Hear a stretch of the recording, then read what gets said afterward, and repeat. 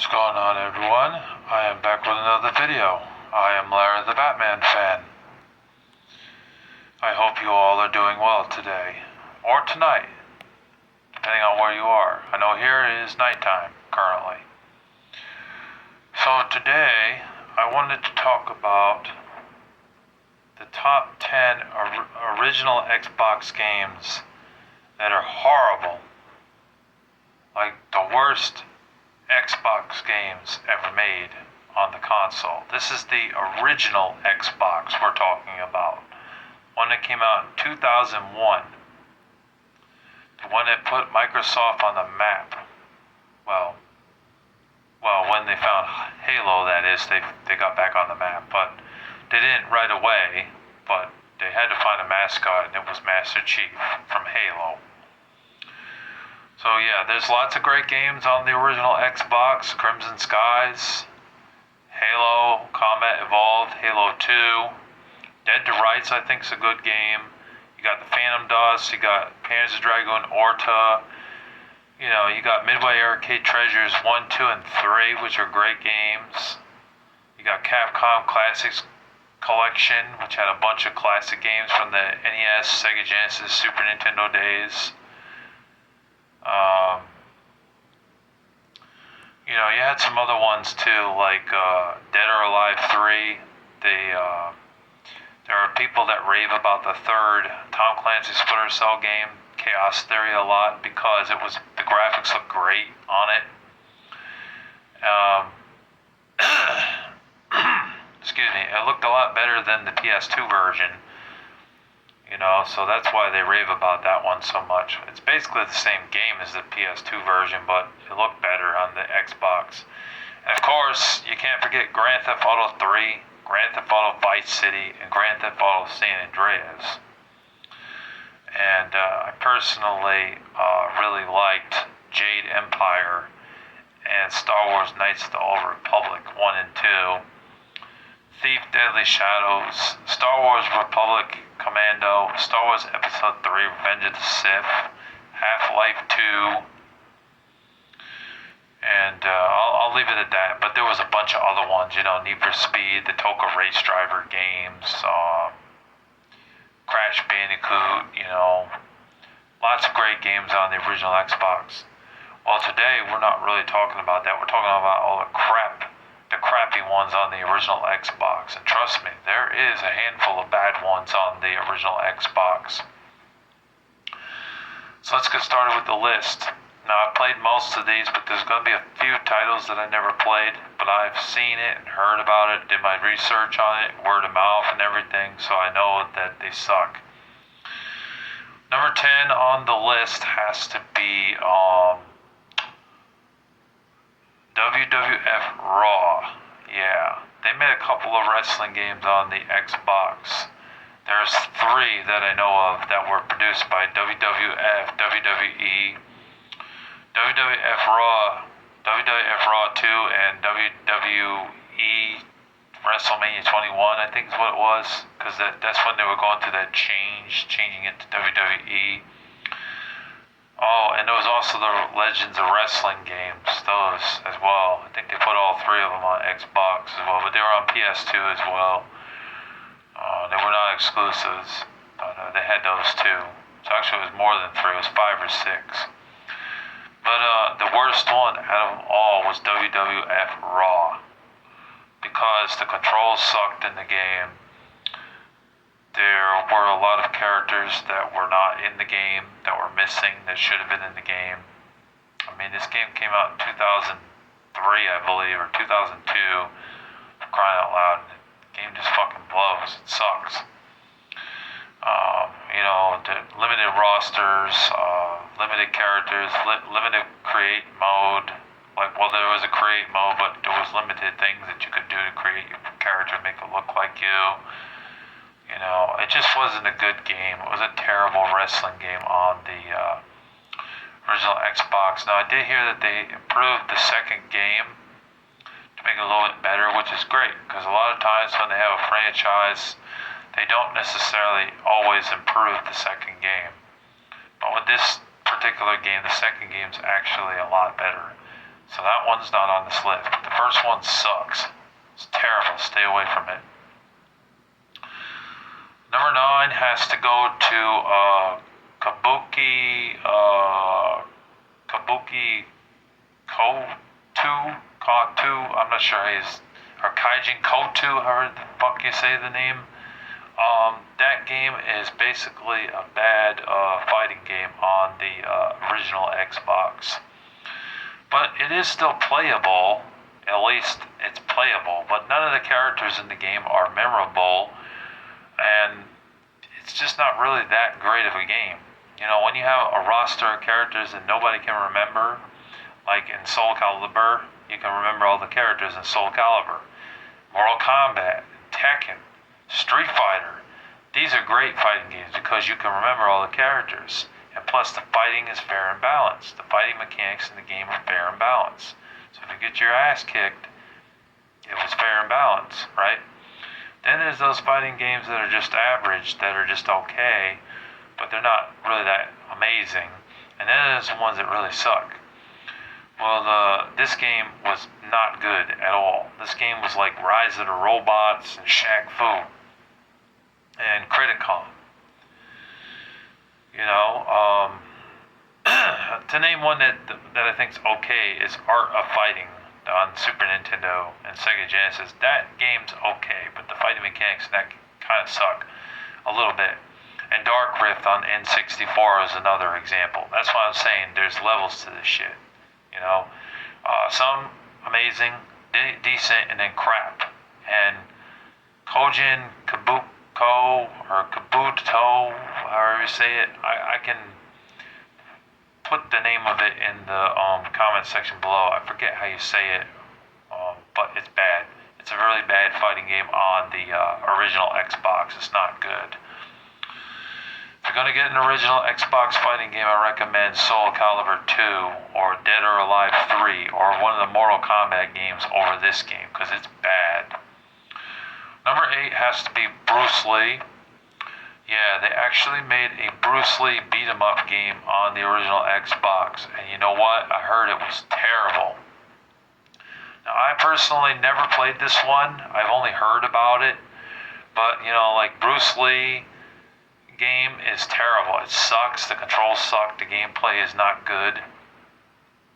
It's basically a bad version of Jet Li's Rise to Honor, and that game, even though there's an annoying attack system with the controller on the PlayStation 2 with the left joystick, that game is still pretty good. Not Bruce Lee, though. The Bruce Lee game on Xbox is bad. It's a bad beat-em-up game. It's terrible. It's not fun to play. You will lose at this game. You will do poorly. It will take you a very long time to get good at it. Yeah, stay away from this game. It's terrible. I've heard nothing but bad things about this game. Now, this, as I said, this is one game that I personally did not play, but I've seen gameplay on it and I've done my research on it, so I know it's bad. Now we're at number 7. Yeah, number 7. I do know some bad ones. Shrek. The first Shrek game was bad.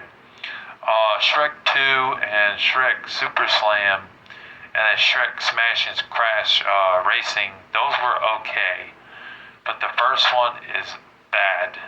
Shit. It's shit is what it is. It's terrible. It's not worth playing. Terrible controls.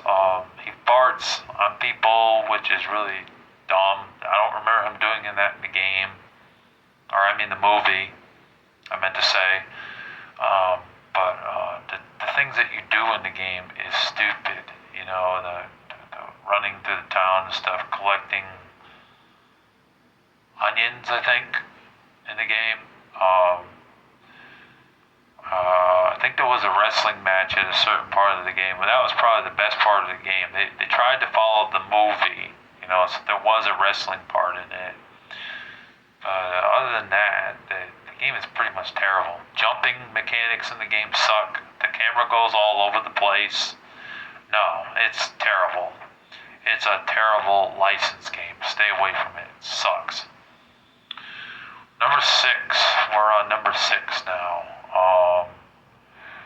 This game may offend you, but I'm gonna put it on the list anyways because I don't like flying games.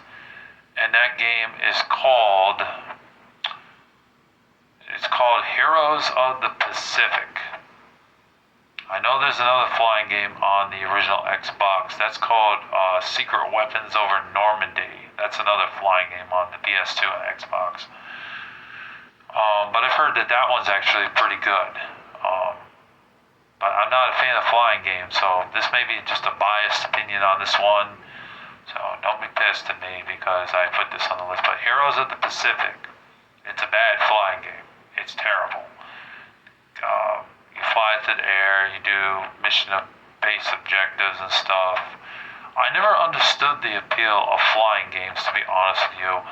It seems like the only good flying game that we ever got on any console really was Star Wars Rogue Squadron 1, 2, and 3. The first one being on N64 and then the other two being on GameCube. The second one just blew me out of the water. Like, that game was so much fun. Plus the graphics were damn good. Star Fox and Crimson Skies in the original Xbox. I actually liked that game for a flying game. I actually enjoyed that. And this is totally biased because I'm not a flying fan, video game fan. I really don't like flying games. But Heroes of the Pacific, in my opinion, is bad because it has like no storyline in the game. The flying mechanics in the game are decent at best, but not as good as Crimson Skies. Like, Crimson Skies keeps you involved in the game because of the storyline and stuff. And the mission-based objectives, it actually helps you in the game to find out where you're supposed to go, where you're supposed to land a plane, what mission-based objectives you're supposed to do. Heroes of the Pacific doesn't really do that much. You know, so you fly all over the freaking place trying to find something, and you hit something, you blow up, you know, or it takes you for like hours or ages, whichever you want to say, however you want to say it, just to find one thing, and it's so annoying, you know. It's terrible. Not a good game. Number 5. We're on number 5 now. Now we're getting into really shitty games on the original Xbox. And number 5 happens to be Superman, Man of Steel. Yeah, this game's crap. And I know this is biased too because I'm not a fan of Superman. You know, the hell with Superman. But you gotta sympathize with me that there hasn't been that many good Superman games, honestly. You know, there's been a lot of bad Superman games over the years. The one on Atari sucks, the one on the NES sucks, the one on N64 is like one of the worst games ever made in existence. Superman 64 is such a shit fest. You know what I mean? Like, it's one of the worst pieces of garbage on the freaking N64. Like, that's why there's so many people that say how bad that game is. And then you had Superman Returns, which was okay, I'd say, okay for a Superman game for PS2 and Xbox 360, but it's still not a great game. But it's okay. And then you got Superman, Man of Steel on the original Xbox. It's a superhero game, of course. Play as Superman, you blow things up, and you fight bad guys like Lex Luthor and Brainiac.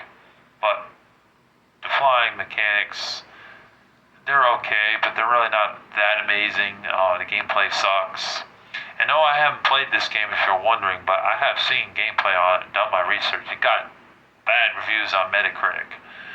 Like a 60, I believe, or a 55 out of like 100.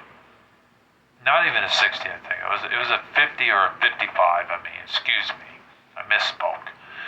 And it's bad. It's terrible. But there is a superhero game that's worse than that, if you could believe it. That's number 4. Aquaman. Yes. And the only one that escaped this game was the PS2, from what I know. But they've released it on GameCube and the original Xbox. If you watch X-Play did a review on it. Go back to the old X-Play. YouTube has that video reviewing Aquaman. The comic book style, the art style of the game is nice. But that's where it ends. Outside of the comic book art style, the cutscenes, the game is terrible.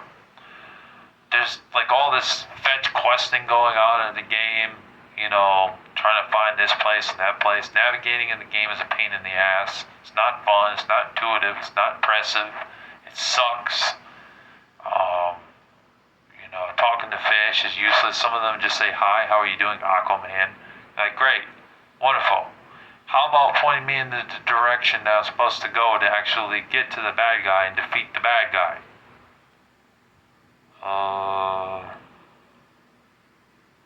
I got nothing. I didn't say you had to waste time talking to fish that give you useless information. Isn't that great? Gotta hate that in games. I really do. So annoying. Yeah, the game's terrible. The game is awful. The combat system sucks. It's like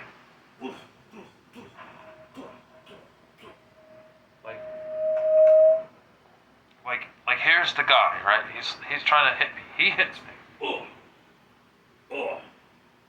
Then I try to hit him. Dodges out of the way. Try to hit him again. Dodges out of the way. Ends up taking you 10, 15 minutes just to defeat that guy because of how bad the game is. Yeah, stay away from Aquaman on the original Xbox. It's a piece of shit game. Don't buy it. It's terrible. It's inexpensive, I think. I could be wrong though. It might be expensive by now on original Xbox. But if it's 50 or 60 bucks, don't buy it because it's terrible. Now we're in the top three. The top three. The cream of the crap. No, not cream of the crop. Cream of the crap. These are the worst games on the original Xbox, okay? I gotta give number 3 to,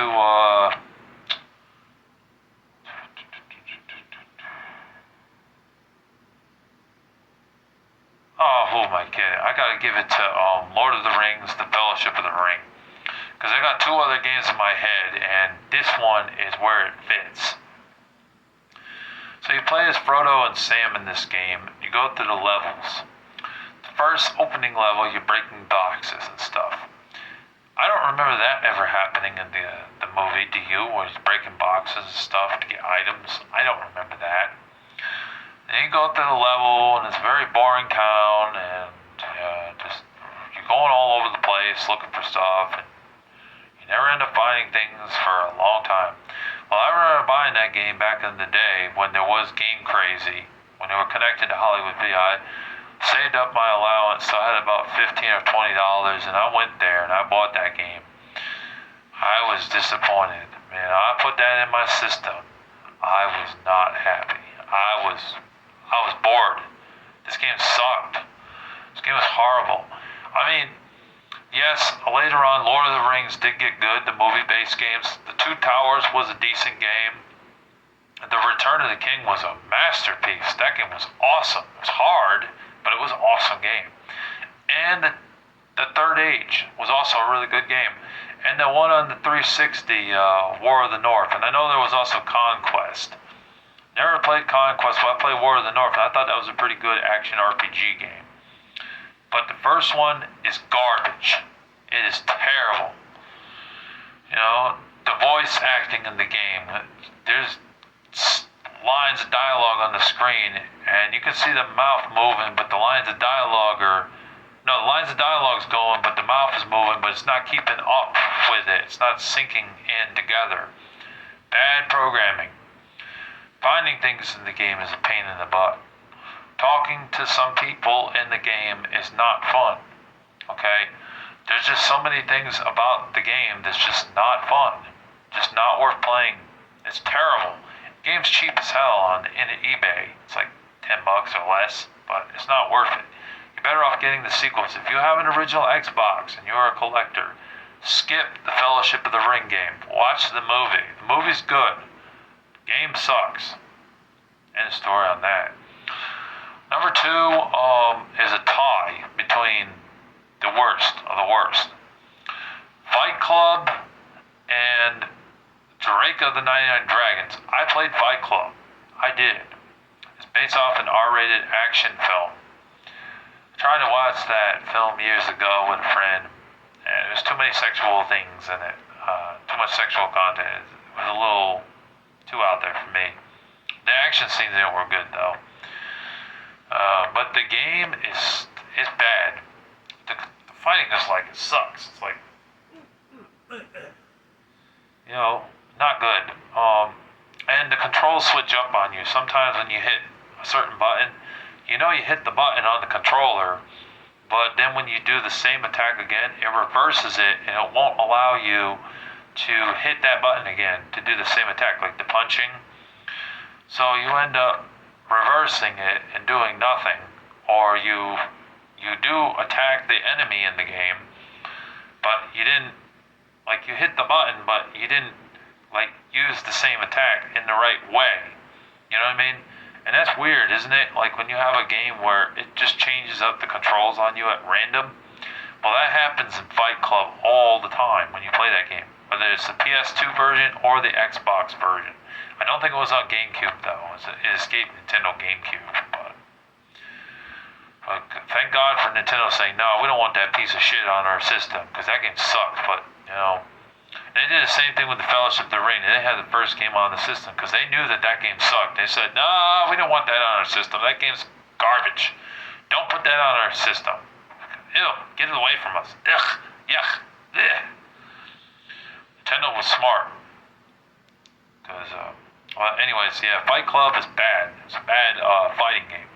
They took the movie that was a decent film, for those that can handle that movie, because it's R, and they made a crappy game. And they made a game where there's a guy named Bob who's got titties.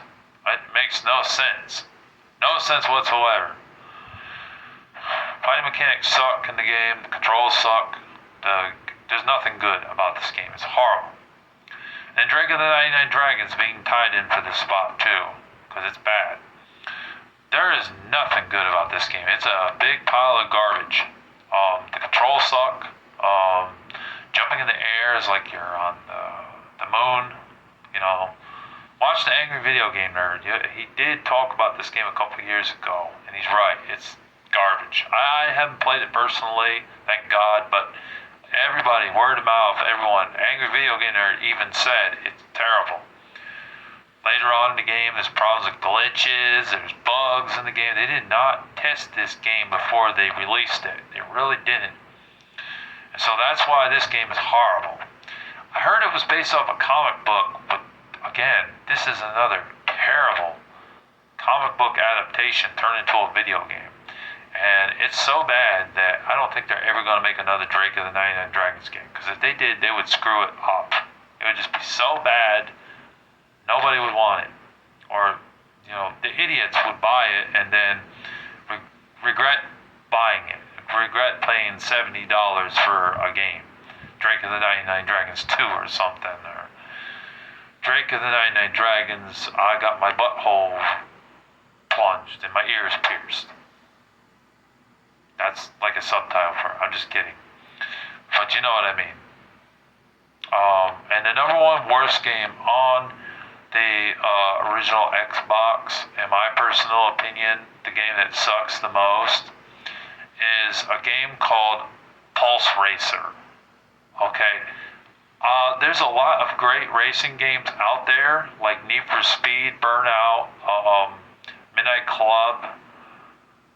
I'm not a fan of Gran Turismo, but there's no denying that has its place in racing. And all the Crash Bandicoot go-kart racing games and Mario Kart are excellent. And I guess Forza also has its place too, because it's a decent racing game, there's no denying. Even though I'm not a fan of Forza, it's still got its fans. But Pulse Racer is an abomination. Sucks bad. Have you ever played a racing game where you fire it up? It's made by Jaleco, which made a lot of games on the NES.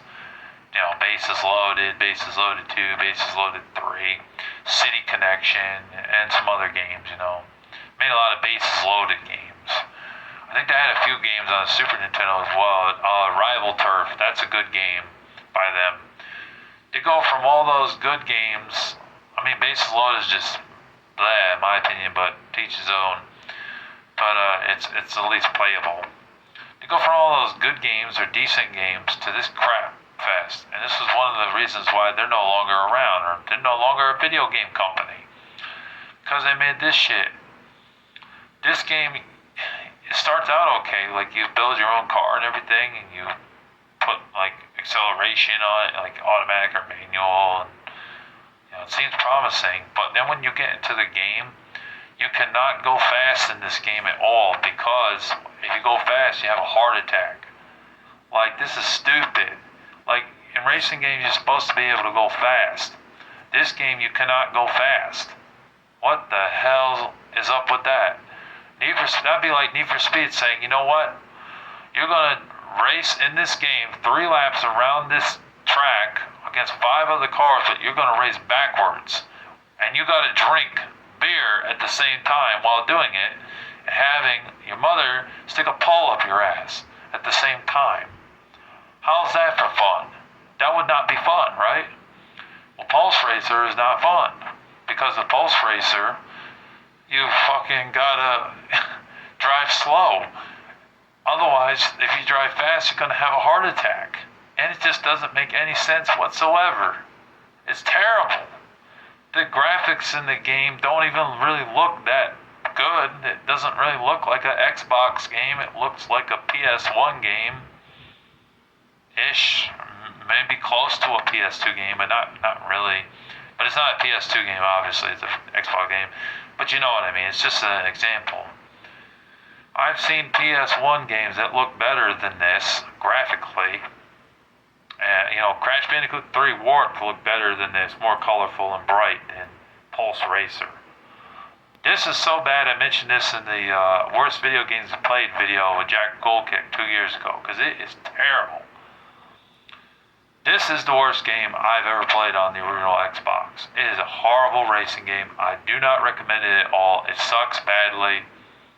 Avoid it at all costs. Avoid all of these games. All 11 games, technically. I tied 2 in for second place. So bad. Really, really bad. All these games are terrible. Stay away from these games. So anyways, that's my video here. I hope you guys enjoyed. Thank you for watching. I hope you enjoyed my list. I know it wasn't a positive video, but they can't all be positive, you know what I mean? If you're new to the channel, be sure to hit that subscribe button. Be sure to hit the notification bell and the thumbs up icon if you would. It would greatly help me out. I'm trying to get to 400 subscribers, but I need your help to do so. Please get me to 400 subscribers. Be sure to hit that subscribe button and continue watching Larry the Batman Fan. Do all sorts of great videos, some of the greatest gaming content you'll ever watch on this channel. We also do comic book, music, and movie reviews. Comic book related videos and music reviews. Music talk, that is. And we talk about God on this channel as well, and occasionally a rant video will come up every now and then. I hope you guys enjoyed. Thank you for watching. God bless you all, and take care. Larry the Batman Fan, signing out. Peace.